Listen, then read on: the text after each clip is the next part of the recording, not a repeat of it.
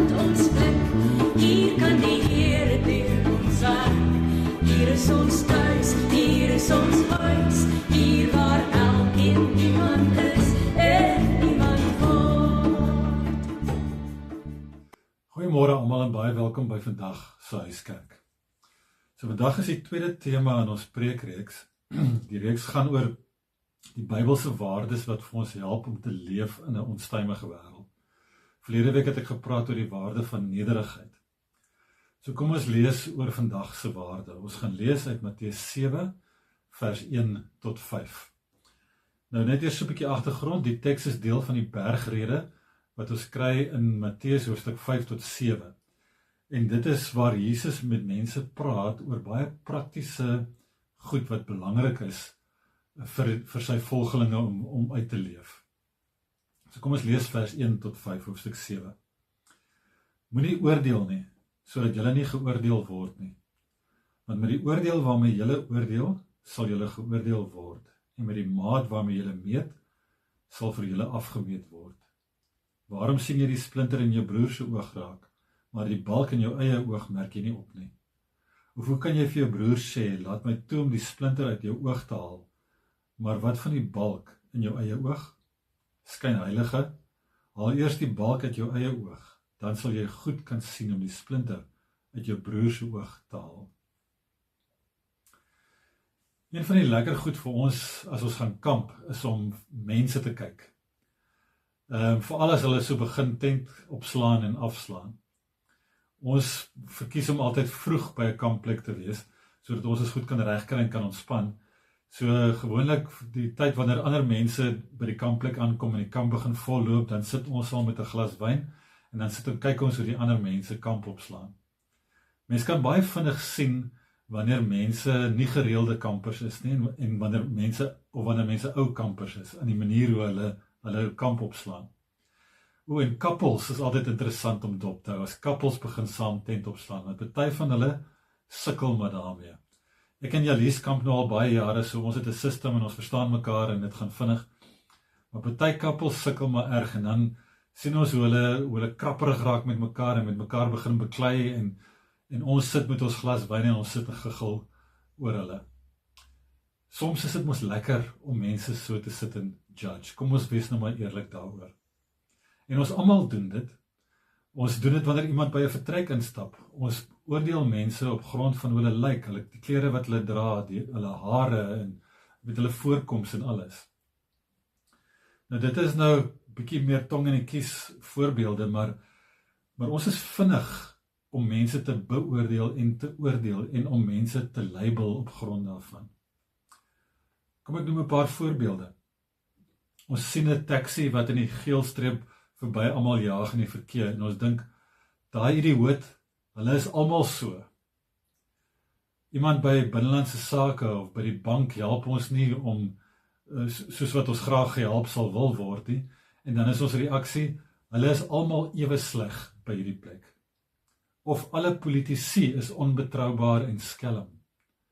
Of daardie mense stem vir 'n ander party as ek, of lyk anders, of glo anders, of dink anders, so ek gaan nie met hulle meng nie.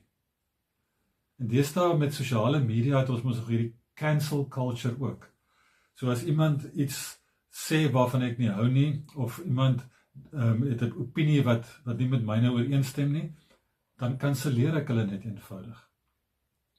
Ons leef in 'n wêreld waar mense vinnig beoordeel, geoordeel en gelabel word. En in Suid-Afrika verstaan ons dit mos nou goed, want ons leef saam met baie verskille in ons land.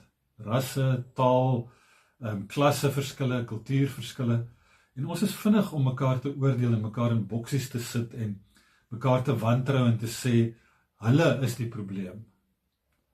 Hierdie ons teenoor hulle beginsel is iets wat baie skade aanrig in ons wêreld. So Jesus gaan dan heeltemal teen hierdie stroom in. Hy sê, moenie oordeel nie, sodat julle nie geoordeel word nie. Nou net eers so 'n stukkie konteks hiervan. Die mense wat eers hierdie teks gelees het geleef met hierdie verwagting en hierdie idee dat die koninkryk aan die kom is. In ander woorde dat die einde baie naby is. So hierdie opdrag is dan vir mense om te sê, julle moenie oordeel nie, sodat julle nie aan die einde self geoordeel word nie. Maar ons lees dit mos nou anders vandag. Ons is ook volgelinge van Jesus soos daai mense, maar ons wêreld lyk anders, ons lewensuitkyk is anders. So vir ons is dit eerder 'n opdrag om anders te gaan leef, om 'n ander voorbeeld te gaan stel elke dag. So dit wat Jesus sê is, julle leef nou in hierdie wêreld, maar julle hoef nie mense te hanteer soos die res van die wêreld nie. Julle moet mense anders hanteer. En dan gebruik Jesus 'n beeld om dit verder te verduidelik. Hy praat daarvan dat ons die splinter in iemand anders se oog raak sien, maar ons sien nie die balk in ons eie oog raak nie. Nou hierdie beeld is so 'n bietjie ongemaklik vir ons, dink ek, want Jesus skuif daarmee die fokus weg van hulle af, terug na ons toe. Jesus sê die probleem lê dalk nie by hulle nie. Die probleem lê dalk eerder by ons. Dit het my laat dink aan WhatsApp-groepe, veral daai WhatsApp-groepe wat mense vorm, almal wat in dieselfde straat bly of in dieselfde buurt het 'n WhatsApp-groep. En dan sal iemand post op die WhatsApp-groep, die mense van nommer 6 se vullis lê nou al vir 3 dae lank voor hulle huis. Of daai mense se honde blaf nou al die heel dag. Of wanneer daar iemand in die straat afstap wat mense nou nie ken nie, dan sal hulle sê, hier's 'n onbekende man in die straat, ek wonder wat hy gaan kom doen hier in ons straat. En dan begin almal nou daaraan deelneem. Maar die ding is, mens weet nie wat aangaan in die huis van by nommer 6 nie. Dalk gaan daai mense deur 'n krisis. En hulle het eenvoudig net nie die krag om nog te worry oor hulle vullis ook nie.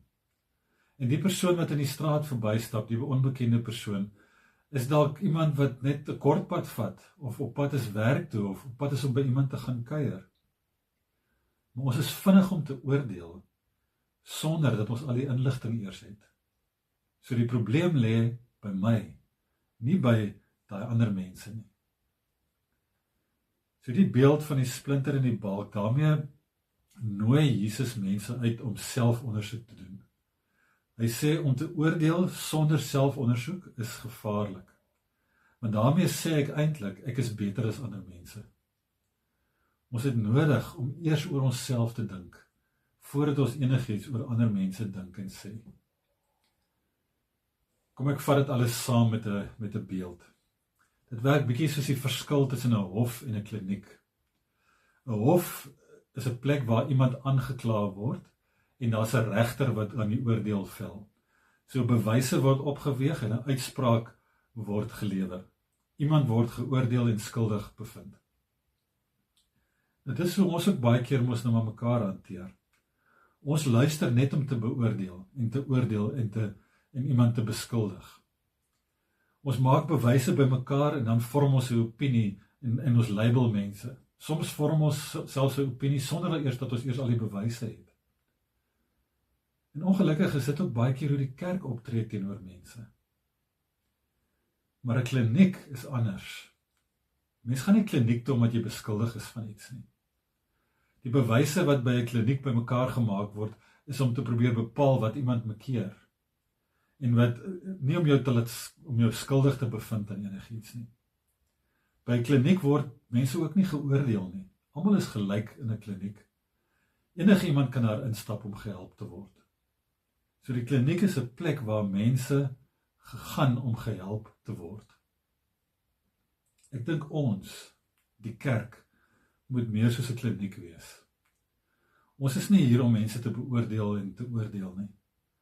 Ons moet 'n veilige ruimte wees waar mense kan tuiskom en waar mense kan heel word as dit nodig is. Dis dalk wat Jesus bedoel het met die balk in ons eie oog wat ons eers moet raak sien. Ons moet gaan selfondersoek doen en onsself afvra, wat moet ons anders doen sodat ons meer soos 'n kliniek kan wees. So dis die tweede Bybelse waarde wat vir ons help in hierdie onstuimige wêreld waarin ons leef. Moenie mense oordeel nie. Dit skep net afstand tussen mense, dit veroorsaak spanning tussen mense. Wees eerder soos 'n kliniek as soos 'n hof. Kom ons bid saam. Here, ons bely hoe maklik dit vir ons is om te oordeel, hoe vinnig ons gevolgtrekkings maak, en hoe stadig ons is om lief te hê. So Here, verwyder die balk uit ons eie oë, sodat ons met meer genade na ander mense kan kyk. Maak ons harte sag en ons woorde versigtig, en ons lewens en ons kerk plekke waar mense kan tuiskom, en waar genesing kan gebeur. Amen.